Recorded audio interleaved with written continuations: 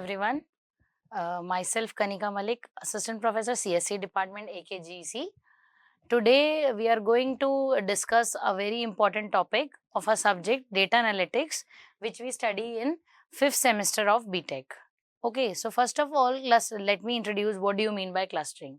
Clustering is a basic approach and very common approach of machine learning where we classify our data points or input values into various clusters. As you can see in this figure, I am having two graphs. In one, there are four circle and these spaces where we are bunching them into separate clusters or separate group positions. There are various approaches of machine learning, supervised, unsupervised.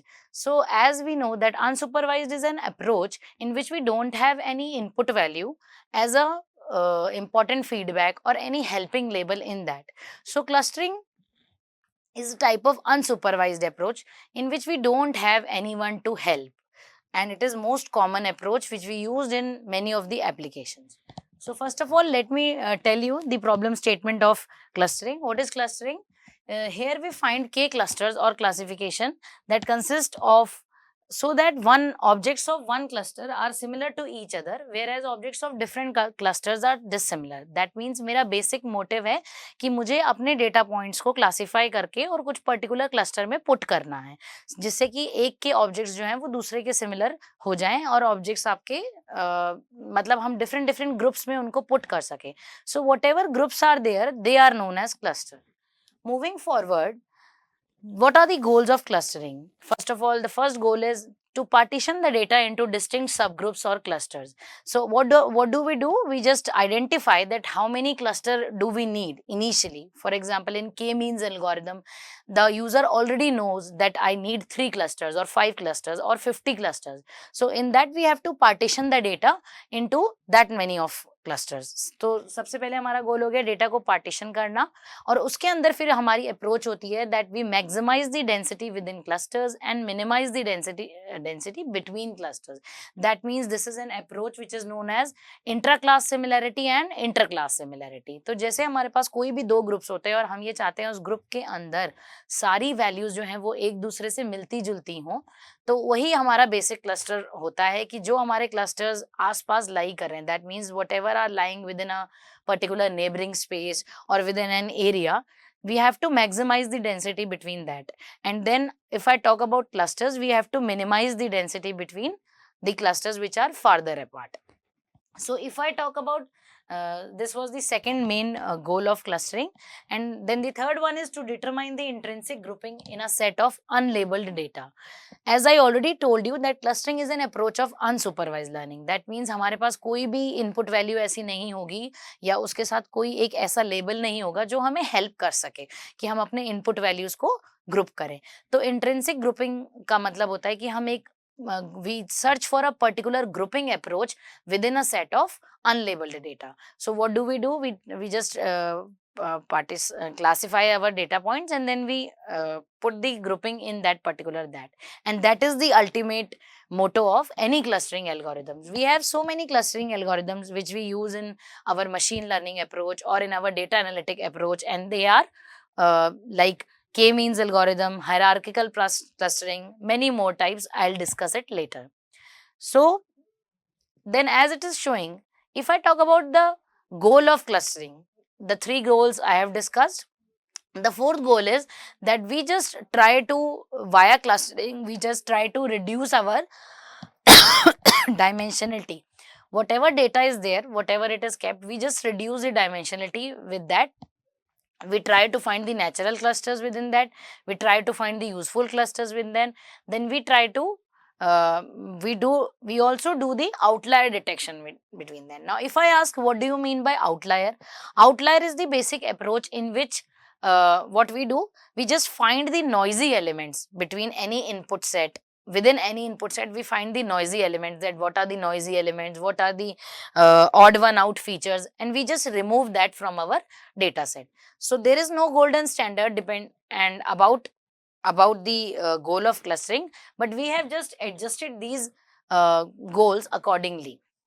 Moving further, if I talk, these are the stages of clustering. As you can see, what we are doing, as this is an approach of machine learning, we just take some patterns of data and then we do the feature selection. Feature selection और extraction हम करते हैं जिससे कि जो भी हमारे पास input feature space है उसके अंदर से हम कुछ values को extract कर सकें. उसके बाद हम pattern representations पे जाते हैं कि pattern हम उसका represent करें. Then we find the inter pattern similarity between the approaches. Finally we do the grouping of the values. That means अगर हम बात करें पैटर्न रिकॉग्निशन की तो वो भी हमारा क्लस्टरिंग का एक रिलेटेबल अप्रोच है जिसको हम लेके अपने फीचर स्पेस को as an input value use कर सकते हैं और फर्दर फिर उसकी ग्रुपिंग प्रोवाइड कर सकते हैं. तो these are the basic stages of clustering and it may vary according to the type of clustering algorithm we are using. We can take some other approach also in clustering. Okay. Moving towards the partition or the types of clustering approaches. We have so many types of clustering approaches and they vary according to the different criteria. जैसे कि यहाँ पे आप देख सकते हो clustering has been divided into two main approaches, hierarchical and partitional. So if I talk about hierarchical, further it is divided into single link and complete link. And if I talk about partitional, so there are many more algorithms that come inside it. So if we talk about clustering, the one more basic motive of clustering is to just classify the features and make them group wise in within a neighboring space. That means we have some limited neighboring space. It may be 2-dimensional or 3-dimensional, and I have to put my input values within that neighboring space and have to make cluster out of it. Okay, so this is, you can say, the basic taxonomy of the approaches. Moving further, today I will discuss about one of the most prominently used clustering approach, that is hierarchical clustering. As the name is depicting, hierarchy simply means when we divide our concept into various layers, या हम अपनी किसी भी चीज की hierarchy define करते हैं. For example, if I talk about the family hierarchy, first of all we have our grandparents, then parents, then our siblings and so on. So similarly, if I talk about the hierarchical approach, यहाँ पर हम clustering में hierarchy में two types की clustering को define करते हैं. First one is agglomerative and second one is divisive approach. So these approaches, as the name is depicting, we will just classify them into as the definition. Moving further towards the first approach, agglomerative hierarchical clustering. It is a type of bottom-up approach where each data point starts as its own cluster and gradually merges with others based on similarity. इसका meaning क्या है कि जैसे कि हम data structure में पढ़ते हैं कि हम ट्री या ग्राफ को करते हैं draw, and we have two approaches for them. In top-down approach, we just divide our data or our input nodes into the various branches. And in bottom-up approach, we combine single node and then we keep on merging them till the maximum height of the tree. तो agglomerative हमारा एक bottom up approach होता है जहाँ पे हम अपने ही cluster की तरह एक डेटा पॉइंट से स्टार्ट करते हैं और ग्रेजुअली हम दूसरे से मर्ज करते हैं सिमिलैरिटी के बेसिस पे. ठीक है, तो हर डेटा पॉइंट हमारा स्टार्ट होता है क्लस्टर्स पे और ग्रेजुअली वो मर्ज करते हैं दूसरों से सिमिलैरिटी के बेसिस पे. Merging continues until all points form a single cluster or a set number of clusters remain. That means we just take on the values. Moving further, I will just show an example. This is a compact example of agglomerative approach. Here you can see that as we study in biology, either we are studying in the form of biology, botany, zoology, there we have multiple classification of different species, maybe in plant species or animal species. तो यहाँ पे हमने animal category को लिया है और आप देख सकते हैं कि animals को हमने दो category में classify किया है. First one is vertebrate and another one is invertebrate. Here the name of invertebrate is not mentioned.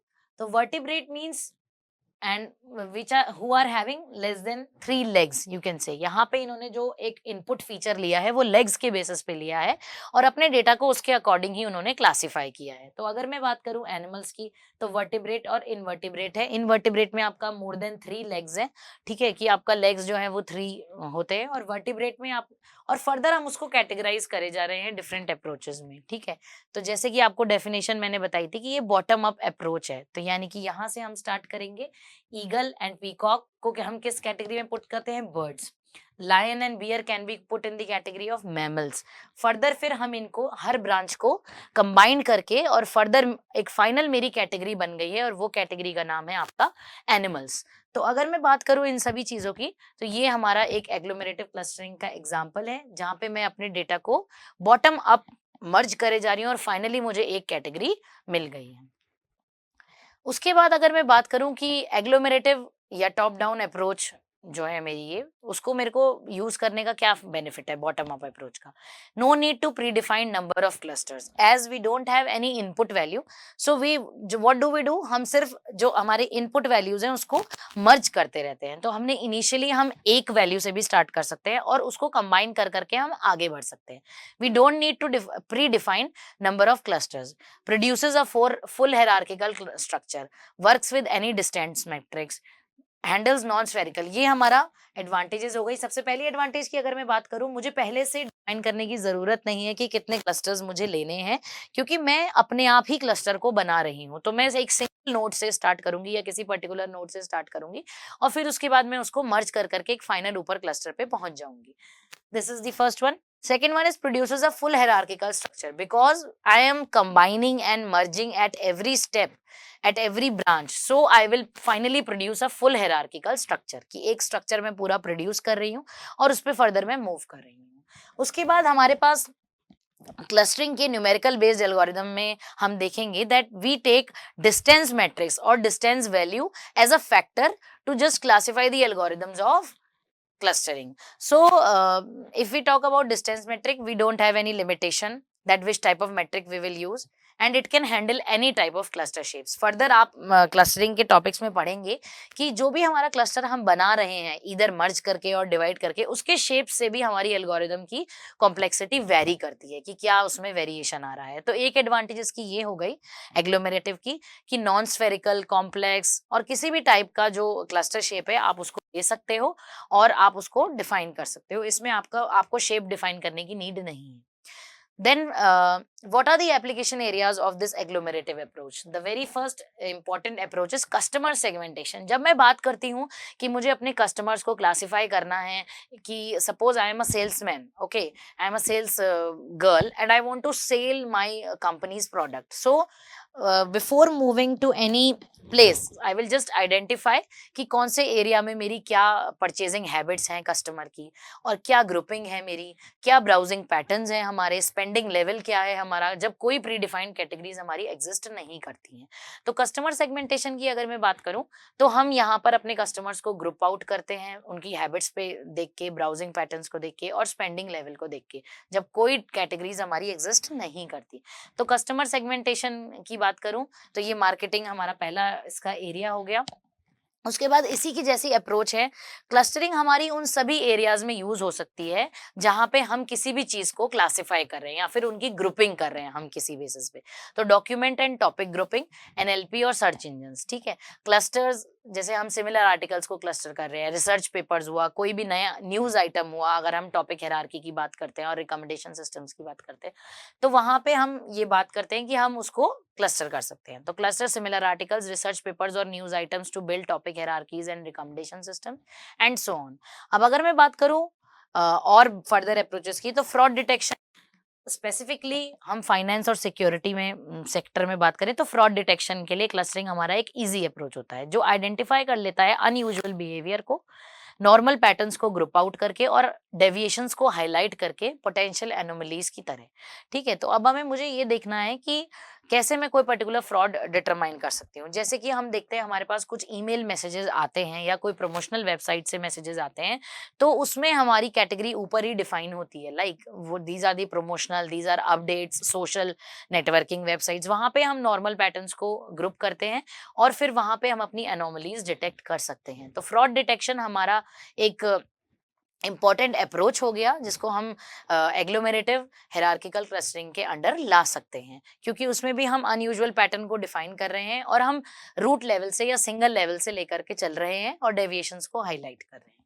ठीक है, उसके बाद हम फर्दर बात करते हैं और अप्रोचेस की, तो 2 more approaches. Computer vision, as you already know, that it is an important approach or it is an important application area dealing with images. तो जब हम अपने images की बात करते हैं, तो अगर कोई particular image में हमारे पास कुछ सेम कलर है, इंटेंसिटी है, टेक्सचर है, कुछ भी ऐसा है, और हम उसमें ऑब्जेक्ट्स को डिटेक्ट कर रहे हैं, तो इजीली हम उसको डिटेक्ट कर और सेपरेट करते हैं रीजन्स किसी भी इमेज के, यानी कि हम अपनी पिक्सेल्स को ग्रुप कर रहे हैं और उसकी सिमिलर प्रॉपर्टीज हैं हमारी, कुछ कलर, इंटेंसिटी और टेक्सचर, और हम ऑब्जेक्ट्स को डिटेक्ट करते हैं, सेपरेट रीजन्स को डिटेक्ट करते हैं और उसमें आप चीज़ों को आइडेंटिफाई करते हो। तो कंप्यूटर विजन हमारा एक इंपॉर्टेंट अप्रोच है जिसको हम एग्लोमेरेटिव क्लस्टरिंग एप्लीकेशन एरिया में ले सकते हैं। Further moving, bio informatics and gene expression analysis, वहाँ पर भी हम डीएनए एनालिसिस और जीन एक्सप्रेशन एनालिसिस में इसको यूज करते हैं। आगे अगर मैं बात करूं दूसरी अप्रोच की, दूसरी बहुत कॉमन अप्रोच जो मैं हायरार्किकल में ले सकती हूं वो होती है हमारी डिविजिव क्लस्टरिंग अप्रोच। तो डिविजिव क्लस्टरिंग जो है वो हमारी एग्लोमेरेटिव का जस्ट रिवर्स या फिर वाइस वर्सा अप्रोच है, जिसमें हम कैसे काम करते हैं, हम सारे डेटा पॉइंट्स को स्टार्ट करते हैं, हम सारे डेटा पॉइंट्स को लेकर के और फिर उसको फर्दर कैटेगराइज करते हैं। जैसे कि आपको यहाँ पे दिख रहा है कि इन्होंने एक प्रोडक्ट कैटेगराइजेशन ट्री बनाई है, जो कि एक सैंपल नेम इन्होंने अपने अकॉर्डिंग दे दिया है, और यहाँ पे इलेक्ट्रॉनिक आइटम को उन्होंने बाइफरकेट करा है 2 एसेसरीज में, कंप्यूटर्स और आपका मोबाइल्स। फर्दर आप यहाँ पे देख सकते हो कंप्यूटर की कैटेगरी क्या होगी कि आप कंप्यूटर्स में लेते हो लैपटॉप्स, मेनली हमारा लैपटॉप्स होता है, मोबाइल्स में आप लेते हो स्मार्टफोन, फीचर फोन, और लैपटॉप्स को आपने फर्दर कैटेगराइज करा। तो जैसे कि हम आपका डिवाइड एंड कॉन्कर वाली अप्रोच यूज करते हैं या आपकी टॉप डाउन अप्रोच यूज करते हैं डेटा स्ट्रक्चर में, सेम वैसी ही अप्रोच है। और कैसे ये काम करती है, बेसिक कॉन्सेप्ट इसका ये है, it starts by considering all the data points into a big single cluster and later on splitting them into smaller heterogeneous clusters. यानी कि हम स्टार्टिंग जब करते हैं तो एक बड़ा सा क्लस्टर हमारे पास होता है और हम अपने डेटा पॉइंट्स को हर स्टेप पे या हर ब्रांच में स्प्लिट करते जाते हैं डिफरेंट टाइप के क्लस्टर्स में। जैसे कि नेम से हमें पता चल रहा है हेटेरोजेनस क्लस्टर्स, तो वहां पे हम इनको स्प्लिट आउट करते रहते हैं और कंटिन्यूअसली जब तक सारा डेटा पॉइंट्स जो हैं वो अपने ओन क्लस्टर में ना रहें तब तक हम उनको स्प्लिट करते चले जाते हैं। तो बेसिक कॉन्सेप्ट ये है हमारा डिविजिव क्लस्टर का। इसमें इस तरीके से हम डिवाइड करके अपनी ट्री को बना सकते हैं। अब अगर मैं दोनों अप्रोचेस का कंपैरिजन करूं, so this second approach is more beneficial than the first one. यानी कि एग्लोमेरेटिव वाली हमारी इतनी एफिशिएंट नहीं होती जितना ये होता है। कैसे?